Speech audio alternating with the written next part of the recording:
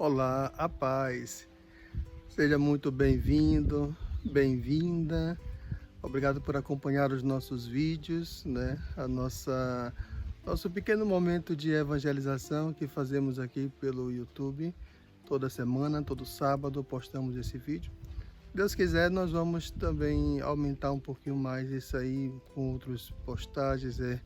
Tudo depende muito do tempo, da correria, daquilo que é permitido, que a providência divina permite a gente realizar, né? Mas desde já, obrigado pela sua atenção, por esses minutinhos que você para um pouco para ver aqui essa nossa reflexão. A pergunta que eu quero fazer hoje é: o que é ser bom? Essa é uma pergunta-chave para a gente refletir um pouquinho esse texto do Evangelho de Mateus, onde Jesus fala da parábola do semeador. Mas a pergunta primeira é essa: o que é ser bom?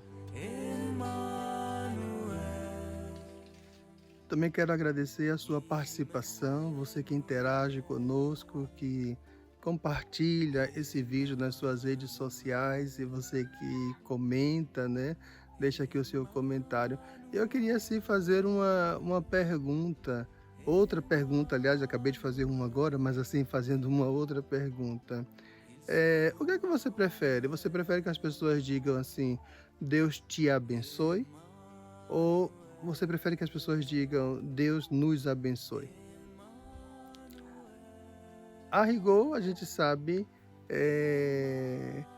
que quando falamos Deus te abençoe, nós estamos desejando para aquela pessoa que escuta, nós estamos desejando para ela uma bênção.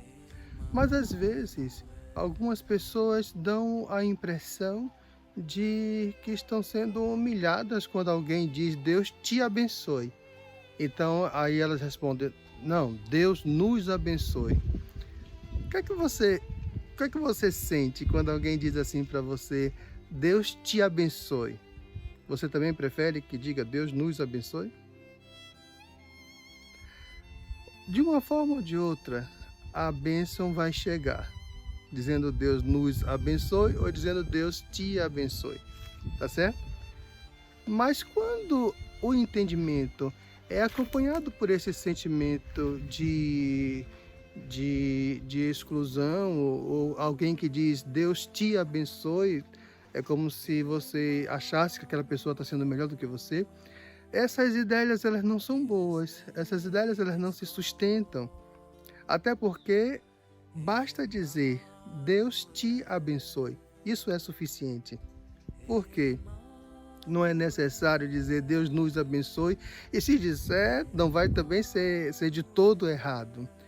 Mas o que acontece é assim, nós somos herdeiros da bênção, diz a palavra de Deus, e essa bênção que nós damos uns nos outros, uma bênção que é fruto do próprio batismo, não é a bênção sacerdotal, não é? Não é isso. Olha, essa bênção que nós damos quando nós falamos de uma forma direta, Deus te abençoe. Cada vez que a gente diz isso, essa bênção também volta para nós mesmos. Então não é necessário e também nem menospreza quem recebe uma bênção. Quando um pai diz para sua criança, seu filho, Deus te abençoe, aquela bênção também retorna para ele mesmo. Aliás, o próprio filho, a própria criança já é uma bênção na vida dele, não é? Então, assim, às vezes nós temos algumas ideias que fogem um pouco da verdade, da doutrina. Se a Sagrada Escritura diz que nós somos herdeiros da bênção e devemos nos abençoar uns aos outros, e essa bênção também ela volta para nós, não tem nada a ver com lei do retorno, tá certo? Talvez até eu faça um vídeo comentando um pouco sobre a lei do retorno, mas assim, apenas uma verdade. Devemos espalhar as bênçãos, devemos dizer sim, abençoar nossas crianças, nossos afilhados, nossos filhos, nossos amigos, enfim. E se você torce por nós, aqui atrás, hoje eu estou gravando aqui próximo à construção do convento e aqui atrás vocês estão vendo aí um pouco da obra. Então, se você torce por nós, se você quer ver essa construção também pronta, diga aí no comentário, Deus te abençoe, Frei. Eu com certeza vou acolher cada bênção que for dada, eu também vou dar uma bênção, essa bênção batismal, para cada um que também participar dessa nossa enquete aqui. Mas se você faça possivelmente também comente como é que você vê essa ideia. Deus te abençoe, Deus nos abençoe. Como que você vê isso? Vamos assim direto ao ponto. A semente que caiu em terra boa produz bons frutos. Nessa história que todos nós já conhecemos, nesta parábola que Jesus apresenta neste texto de Mateus 13, onde nós encontramos ali alguns tipos de semente e alguns tipos de terra, aliás, alguns tipos de terra, melhor dizendo. E nesse sentido, como que você pode se ver nesse contexto, nessa parábola? Onde você se encaixa? Não precisa responder aqui no comentário, não, apenas para você pensar agora. Onde você se encaixa? Você é que tipo de terra?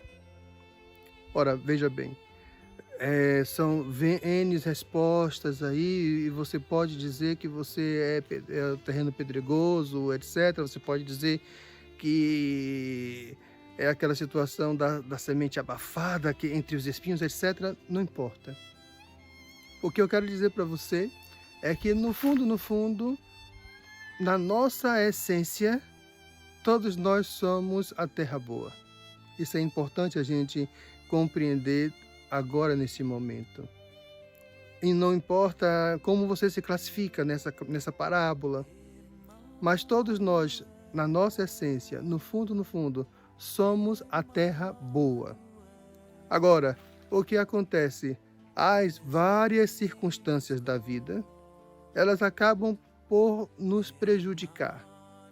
Então aí eu poderia falar de amizades que não nos conduz para o céu, não poderíamos falar de situações difíceis, dureza de coração, que pode fazer o meu coração ser como essa terra árida que não produz nada. Então aqui poderíamos falar de N situações para a gente classificar, então, como que é essa terra, que terra que eu sou. E quando eu digo que, na verdade, todos nós somos terra boa, é porque todos nós, ao longo da nossa vida, ao longo da nossa história, nós nos afastamos daquilo que nós somos segundo a vontade de Deus, segundo o projeto de Deus. Ora, é fato, você é um filho de Deus, uma filha de Deus. Ora, então você não pode ser um monstro, você não pode ser um animal irracional, porque você é um filho de Deus, uma filha de Deus. Só que essas características de filho, de filha, elas podem estar um pouco sujas, ou um pouco deturpadas, ou um pouco modificadas. Isso, a própria linha do tempo da sua vida pode ter causado isso. Mas quando retornamos para escutar, se colocar na posição de escuta da palavra de Deus, quando nós nos colocamos nessa posição humilde de reconhecer essa importância de Deus na minha vida e reconhecer que eu sou um projeto de Deus, logo eu não sou um projeto do mundo. Não, o mundo vive em função de mim e não eu em função do mundo. Aí eu viro o jogo, então eu começo a reencontrar, digamos assim. Eu começo a reencontrar em mim esse germe de Deus, esse ser original que sou em Deus, e não a pessoa que me tornei por causa da vida, por causa das traições, por causa dos roubos ou dos prejuízos, por causa dos maltratos, das agressões psicológicas ou físicas. Então, uma série de fatores me tornou uma pessoa que, inclusive, eu não aceito, eu não desejaria isso para ninguém. Eu não queria ser desse modo. Então, Frei, como eu devo ser? Você deve ser como Deus sonhou. Lá no profeta Jeremias, a palavra diz assim, que antes que você fosse gerado, gerada, eu te chamei pelo nome. Quer dizer, então, quem era eu no sonho de Deus? Quem era você no sonho de Deus? Então, eu começo essa nossa meditação, esses poucos minutinhos que nós estamos aqui conversando, fazendo uma pergunta. Eu disse, o que é ser bom? O que é ser bom? Pronto. Então, comentando aqui, o que era eu nesse sonho de Deus? O que era eu nesse plano de Deus? Pronto, eu era bom. Certo. E essa bondade original, essa minha condição original, como eu disse, foi então danificada, ok, por uma série de situações. Então, o que é que eu tenho que retornar? Como é que eu tenho que fazer hoje, então? Retornar para esse meu eu original. Retornar para o início, né?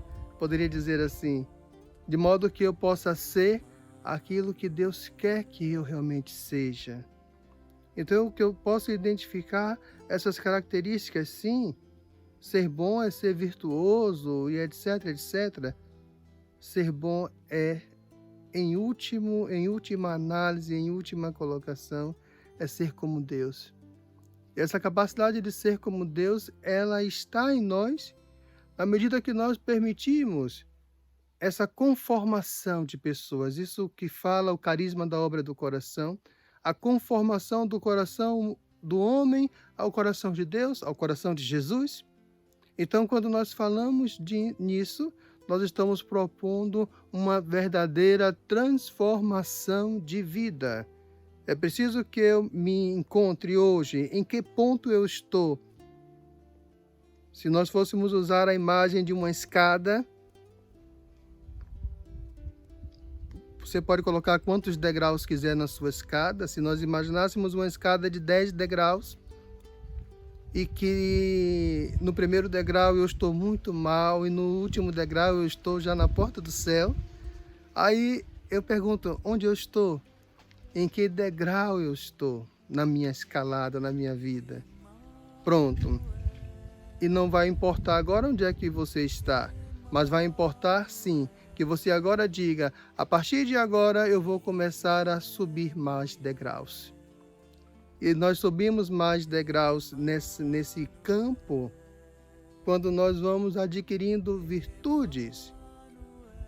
E ao adquirir as virtudes, nós ao mesmo tempo deixamos para trás os vícios, os pecados, porque nós não podemos adquirir virtudes se não deixarmos para trás o erro. É como se nós fôssemos colocar em execução em nós aquela lei da física de que uma matéria ocupa um espaço e que duas matérias não ocupam o mesmo espaço. Não entendo de física, estou só comentando aqui. Se eu estiver errado, alguém aí, por favor, comente, me corrija, me ajude. Mas se pegarmos dessa ideia que duas matérias não ocupam o mesmo espaço, logo eu preciso desocupar o espaço com aquilo que é mal para ocupar com aquilo que é bom. Isso é fato, isso aqui é uma verdade.